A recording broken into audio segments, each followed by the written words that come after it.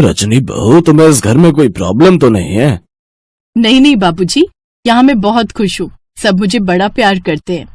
तुम्हारी जेठानियां तो मुझे कुछ काम करते हुए नहीं दिखती। कहीं वो सारे काम तुझसे तो नहीं करवाती? नहीं बाबूजी, ये सब काम तो मैं अपनी खुशी से करती हूँ।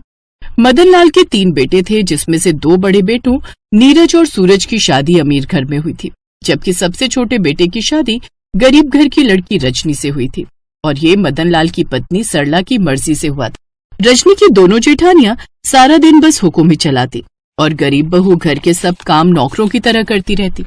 रजनी, ओ रजनी, कहाँ मर गई? जा जल्दी से जाकर मेरे लिए चाय बना दे और मेरे लिए पकौड़े। अभी लाई दीदी।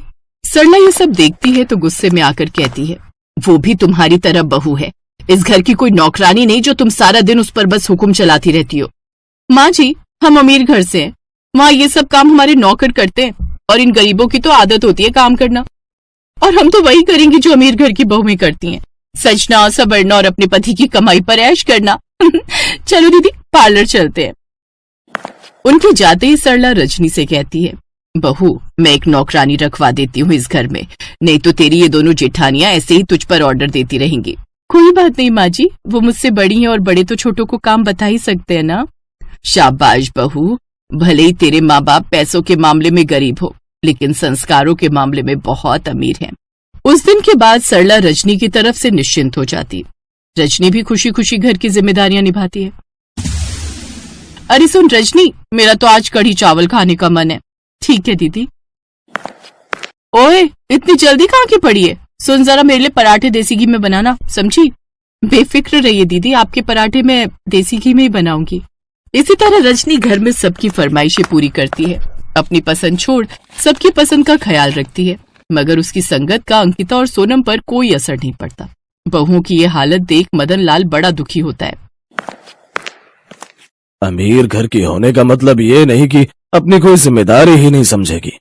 ये सब तो माँ बाप की कमी है, जो बेटियों को पैसा तो खूब दिया लेकिन संस्कार नहीं दिए। लेकिन लगता है ये सुधार अब हमें उनमें लाना पड़ेगा।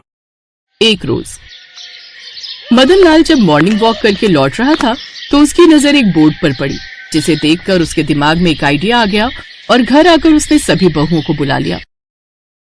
कुछ दिनों में छठ पूजा का त्योहार आने वाला है और शहर का एक बड़ा बिल्डर गरीब लोगों को पकवान खिलाने वाला है।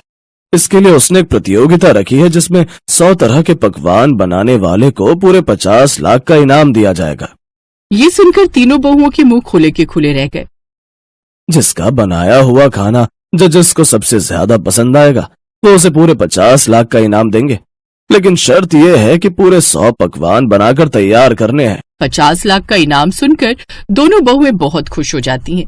उन्हें तो पैसों से प्यार था, वो जल्दी से इस बात के लिए हाँ कर देती हैं। अरे इतने पैसों के लिए मैं 100 या 200 पकवान भी बना लूं। लो महाराज, जिससे एक वक्त की सब्जी नहीं बनती वो बनाएगी 100 पकवान। क्या कहा तुमने? कुछ नहीं भाग्यवान। आजकल सबको चाइनीज खाना बहुत पसंद है, इसलिए मैं चाइनीज डिश ही बनाऊंगी। मैं तो मोमोज, चाउमीन, ढोकला ये सब बनाऊंगी और जजेस का दिल जीत लूंगी। वैसे भी आजकल लोगों को यही सब पसंद आता है। देख लेना, ये 50 लाख मैं ही जीतूंगी। मेरे हाथों का बना हुआ छठ पूजा का खाना अगर छठी मैया के भक्तों को खाने को मिल जाएगा तो इससे ज्यादा खुशनसीबी मेरे लिए कुछ नहीं होगी। जहाँ गरीब बहू प्यार के सामने पैसे को कुछ नहीं समझती, तो वहीं अमीर बहुओं के लिए पैसा ही सब कुछ होता है। रजनी बाजार जाकर व्रत का सामान लाती है, साथ ही छठी मैया का व्रत रखती है, तो वहीं अमीर बहुएं आराम से घर में बैठकर खाना खाती हैं। कुछ दिन बाद कंपटीशन का दिन आ जाता है। अब वो सभी उसी जगह पहुंच जाती है जहां अंकिता और सोनम सबके लिए विदेशी पकवान यानी चाइनीज खाना बनाने लगती हैं। जहां रजनी 3 घंटे में ही सारे पकवान बनाकर तैयार कर लेती है, तो वहीं दोनों अमीर बहुएं अभी भी चाइनीज खाना बना रही थी।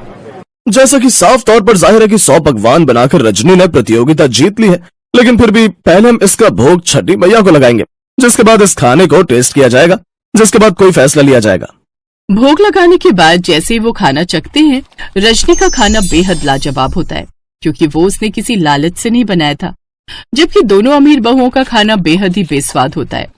गरीब बहू 100 पकवान बनाकर ये कंपटीशन जीत जाती है और पूरे 50 लाख का इनाम जीत जाती है, लेकिन रजनी उससे ज्यादा ये देखकर खुश थी कि उसके हाथ का बना हुआ खाना छठी मैया का व्रत करने वाली सभी औरतों के मुंह में जा रहा है।